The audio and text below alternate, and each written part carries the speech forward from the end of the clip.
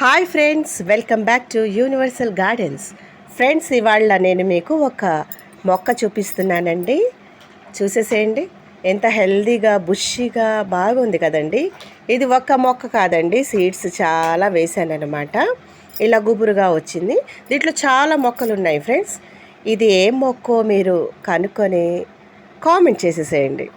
చాలామందికి తెలుసు అనుకుంటాను, క్లూ మాత్రం ఇవ్వనండి, మీరే చెప్పేయాలి ఏం మొక్క ఇది. వీటి ఫ్లవర్స్ అయితే చాలా సూపర్గా ఉంటాయండి.